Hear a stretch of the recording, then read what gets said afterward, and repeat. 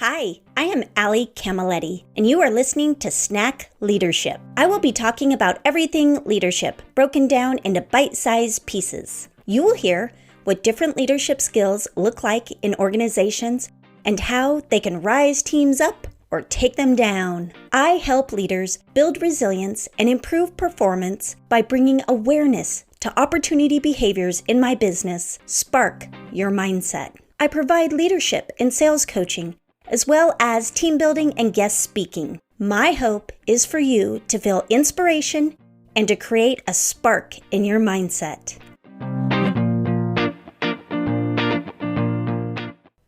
Hi, everyone. Today we are talking about gossip. Now, in the previous episode, Michelle Mitchell of Hum Kombucha shared their definition of gossip being talking about someone else's experience that is not yours to share.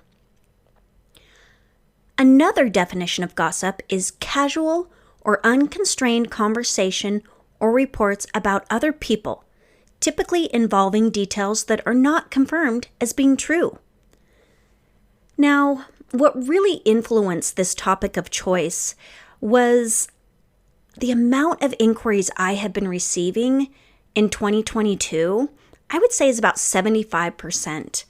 And what I am hearing from companies is that their teams are struggling.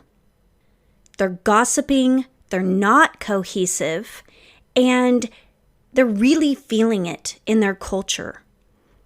And so it really made me start thinking. And as I was thinking about what would be creating this so much now, I was like, well, of course, let's think about the last couple of years. The negativity that people are putting out there about their feelings on masks, vaccines, politics, no judgment on either side, just people are angry. And it comes out in different ways. So here we are now, kind of coming out of it, kind of not, and people are still in that negative place. How do you be so negative like that and not have it affect other areas in your lives? Now, I do believe the other piece is lack of connection that we have had over the last couple of years. As humans, we are here to connect on this earth. And so, Brene Brown would say, gossip is a false form of connection. So this is why I picked this topic of choice.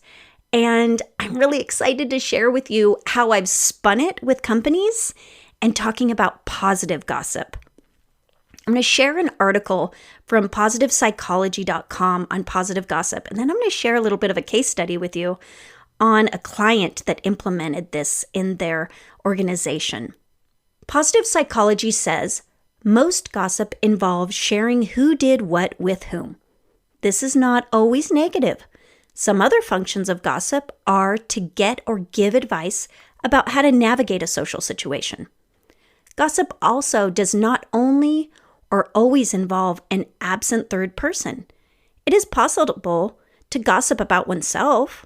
For example, a person might strategically share information about oneself, bolstering one's status or appeal. Gossip, whether it is negative or positive, serves several purposes. A few include it establish, develop, and maintain relationships with others, create strong group bonds, define our social status within our group, assesses and manages reputations, to learn how to behave socially, to learn and reinforce group norms, to resolve conflicts, to influence others. Gossip includes positive, negative, and neutral information about acquaintances and celebrities, according to Robbins and Karen, 2019. The researchers categorize gossip into three groups: social information, physical appearance, and achievement. Their findings revealed people who gossip a lot tend to be more extroverted. Women engage in more neutral gossip than men. I'm sure some of you are like, well, of course. I don't like to put people in boxes. They say both genders generally gossip similarly. Older people do not negatively gossip as much as younger people. I personally think that that is because as you get older, you work on your stuff and you cut out the gossip. Gossip is usually neutral, but negative gossip is twice as common as positive. Surprise, surprise. Think about it. As humans, we are attracted to negativity. When somebody asks you about an experience, the first thing that usually comes up in your mind is the negative thing that happened, not the positive. I encourage you, spin that in your mind, change that mindset, and try to go to the positive when you notice that happening. Most gossip is about someone the person knows. Socioeconomic and education status do not dictate how much a person gossips. I found that interesting. There is no universal definition of positive gossip. As we have already read, gossip can be positive, negative, or neutral. The researchers conclude gossip is ubiquitous. So a specific definition of positive gossip might be unnecessary, really. I found this document that I have been sharing with clients that I work with on 3 communication exercises. And one of the exercises is the positive gossip. And this was created by Elaine Houston. Now, whether we admit it or not, everyone gossips, they say. It's human nature to do so. In simple terms, gossiping is talking about people who are not present. The average person spends about 1 hour each day engaging in some form of gossip about work, colleagues, friends, family, or other people. Sometimes we talk about others solely to share information. This is called neutral gossip, and it's generally harmless. Other times, perhaps because of our insecurities or to increase our social standing, gossip is used as a weapon against others. This kind of malicious gossip can be damaging to both the gossiper and the target of the gossip. For example, talking negatively about people can make others assume that you will also talk about them in the same way, and as a result, damage existing relationships and weaken trust within the group. We've all heard those quotes, and people say, they're gossiping about somebody else, they're going to gossip about you. Get ready, right? So being the focus of negative gossip is hurtful, isolating, and it can undermine a person's abilities and damage their self-esteem. However, we can fulfill our need to gossip in a way that benefits us and others. Positive gossip is about sharing the accomplishments of others and celebrating their contributions with no malicious intent.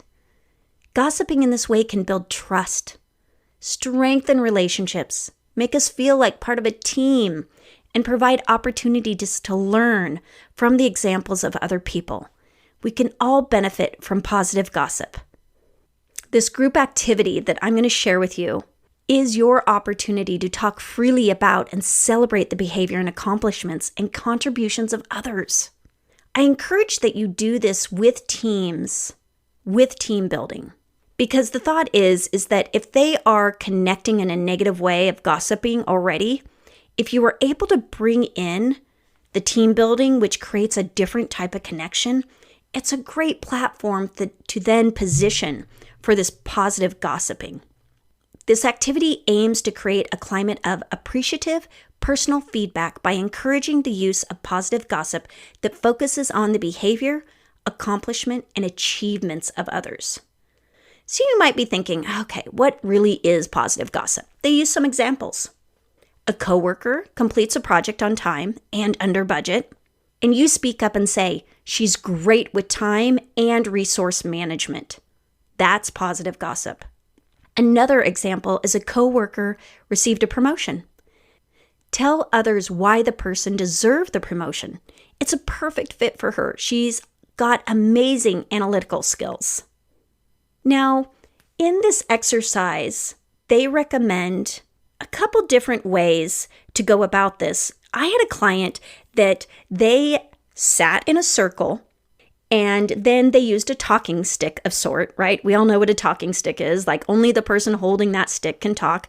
I don't care. Stick, stress ball, stuffy, whatever you want to use. When that person is holding that, they get the floor. And they share something positive about another coworker. And they do it specific, just like those examples. Not just saying, Sarah's awesome. No, Sarah is so awesome. The other day, I heard this interaction with a guest, and the guest was really upset, and she was able to turn them around. And in the end, they were thanking her, and they were so happy and appreciative. And it was all because of how she empathized with them, and she did not elevate to their level of being upset. She really was able to stand in that place of empathy with them. It was so cool to watch. That is positive gossip right there. So this client that did this, she shared it kept going. They have something in their organization that are pink slips, and they keep on turning in these pink slips. And because they have some remote workers as well, they can do this on their internal platform. But they continued to do this positive gossip. Beautiful. She said it was a deal changer with her team. It made a huge difference. I loved hearing that so much. So another piece of this is after you do the positive gossip, you go in and you ask, how did it feel to share positive gossip about others? Get others to notice how they're feeling in their body when they're doing something positive. I use this the other way as well. I will ask some people that I coach. So after that conversation where you had that really upset guest and you then walked away and talked to your coworkers and just talked terrible about the person, how did that feel in your body?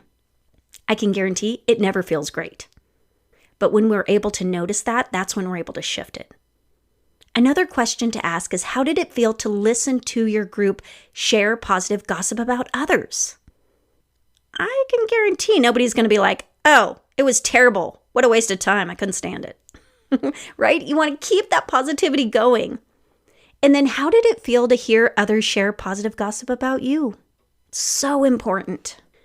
I encourage you to embody this idea of the acronym THINK for yourself and your team that's struggling with possibly gossip.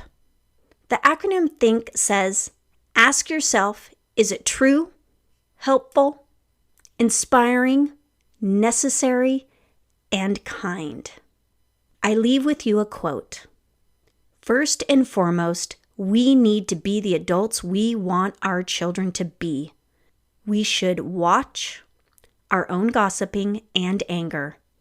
We should model the kindness we want to see. Brene Brown. Thank you for tuning in to Snack Leadership. I hope you felt inspiration, motivation, and felt your mindset spark. Snack Leadership is recorded and produced by myself, Ali Camilletti, and music by Shireen Amini.